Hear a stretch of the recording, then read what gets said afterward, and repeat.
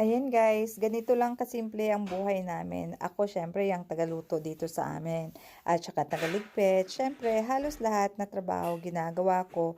Pero syempre ang aking mga anak ay tinuturuan ko yan sila na magtrabaho. Kahit yung mga maliliit na bagay lang na kaya nila kagaya nito ni ate. Siya yung tagahugas ng plato pag hindi ako available o di kaya yung minsan na sira ang aming dishwasher. So ayan, siyang tagahugas niyan. Minsan yung kapatid niya rin.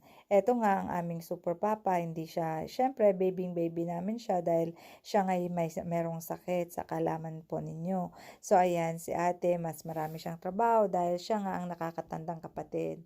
At saka syempre guys, dito sa labas ng bansa, lahat na lang na trabaho gagawin mo kasi hindi kasi mura dito yung labor, super mahal. So ayan, carpenter ka na, minsan tubero ka pa, at saka maliban diyan, syempre nagtatrabaho din tayo para magkaroon tayo ng sahod, 'di ba?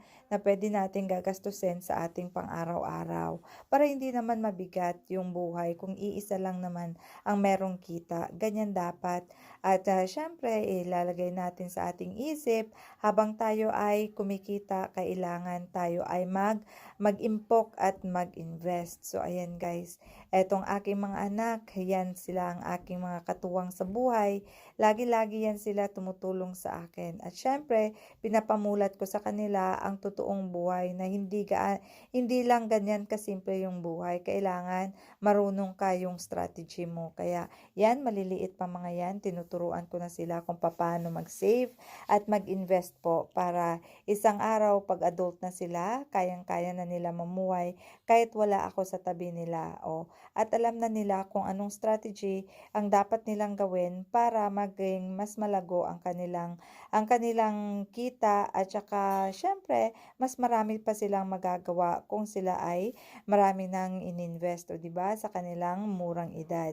Ganyan lang guys kami dito ka simple ang aming buhay.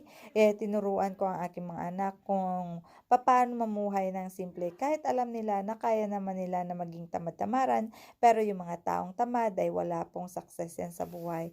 Yan ang lagi kong sinasabi sa kanila. Kaya ngayon maliliit pa lang sila, alam na nila kung ano ba talaga ang totoong buhay ng tao, kung paano ito magiging successful. Dapat magsikap habang sila ay maliliit pa. Please subscribe and follow.